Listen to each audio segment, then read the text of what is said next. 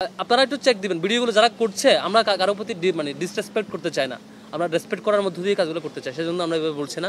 আর দ্বিতীয় হলো এই যে যেই রিকমেন্ডেশনগুলো সাদিক ভাই বলেছেন, আপনার কনসার্ন হচ্ছে এগুলো তো আমরা এখনও পারি।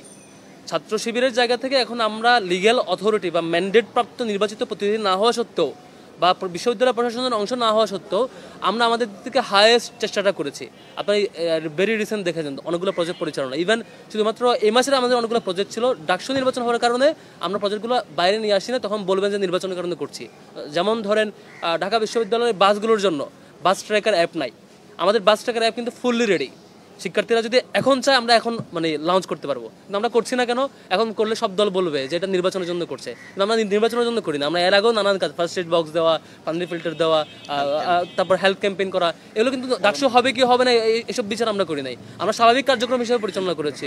আমরা 63 দফায় বলেছিলাম, অনেকগুলো দফা দিচ্ছি। একটা বড় দাবি ছিল যে শিক্ষার্থীরা যারা সিট পায় না তাদেরকে অবশ্যই আবাসন ভাতা দিয়ে আপনি তা ক্লাস শুরু করবেন, অন্যদের ক্লাস শুরু করতে পারবেন না।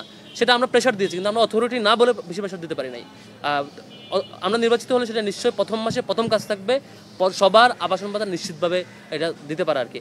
যেমন আরেকটা বিষয় যে আমাদের স্যানিটাইজেশনের ইস্যু আসছে, আমরা ফিমেল আমাদের ছাত্রীবন্ধুদের জন্য প্রত্যেকদের জন্য ওই যে প্যাড নেওয়ার জন্য আমাদের ভেন্ডিং মেশিন আমরা ব্যবস্থা করেছি।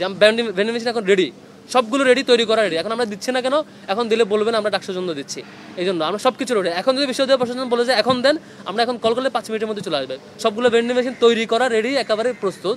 আমরা এখন দিচ্ছি না, এই মাসের কার্যক্রম এটা ছিল আমাদের। ডাকসু যদি না হতো আমি হয়তো দিয়ে দিতাম, কিন্তু আমাদের কমিটমেন্ট এটা যে আমরা জয়ী হই বা না হই, আমাদের সক্ষমতার বিচারে যে কাজ সেটা আমরা আমাদের অ্যালামনাইকে কাজে লাগিয়ে করছি। কিন্তু নির্বাচিত হলে যেটা হবে, টোটাল বিশ্ববিদ্যালয় অ্যালামনাই এবং গভর্নমেন্টের রিসোর্সকে ইউটিলাইজ করে ইউনিভার্সিটির সকল প্রবলেম এক বছরের মধ্যে প্রবলেম সলভ করাটা একদম ইজি। সেটা আমাদের ক্যাপাসিটি এবং আমাদের প্রিভিয়াস এক্সপিরিয়েন্স বলে যে সততার সাথে কাজ করলে এটা সলভ করা যায়।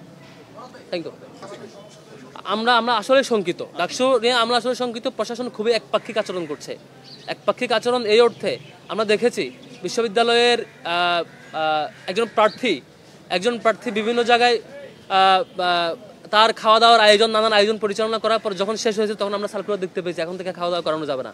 সার্কুলার আপনারা দেখেছেন, আপনারা হলে খোঁজ নিলেই পাবেন যে নানানভাবে খাওয়া দাওয়া 200-300 জন নিয়ে বিরিয়ানির আয়োজন করা শেষ, যেদিন শেষ হলের শিডিউল সেদিন থেকে সার্কুলার আসছে এখন থেকে খাওয়া দাওয়া করানো যাবে না।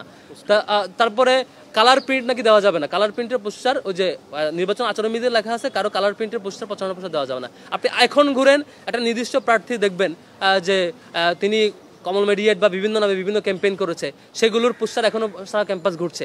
সেগুলো বিশ্ববিদ্যালয়ের কনসার্ন দিলেও নাকি এগুলো এখনো সরাবে না। তারপর আরও অনেকগুলো নীতিমালা লঙ্ঘন করলে কিছু হয় না। আমরা আবার এটাও দেখি যে নির্বাচন কমিশন সহ হল প্রবোস্ট সহ বিভিন্ন শিক্ষক কিন্তু একটি দলের প্রোগ্রামে গিয়ে দলের প্রতিনিধিত্ব করছেন, এবং সেটা আবার তিনি দল করতেই পারেন, কিন্তু সেটা আচরণে এইভাবে করে মানে সিরিয়াসলি বহিঃপ্রকাশ ঘটানো, সেটা আমরা আতঙ্কিত। বিশ্ববিদ্যালয়ের শিক্ষকেরা যদি এরকম হয়, 90-এও এরকম হাওয়া দেখেছিলাম, 90-এর হাওয়ার পরবর্তীতে ডাকসু পরবর্তী শুধুমাত্র শিক্ষকদের কারণে, পরবর্তীতে ডাকসু তো বন্ধ হয়েছে শিক্ষকদের এই বাজে আচরণের কারণে, বিশ্ববিদ্যালয়ে গণরম গ্যাস সূচনা হয়েছে। শিক্ষার্থীরা নিজের মেরুদণ্ড অন্যের কাছে দিয়ে দিলে এটা খুবই দুঃখজনক আর কি। আমরা এখন সিরিয়াসলি শঙ্কিত।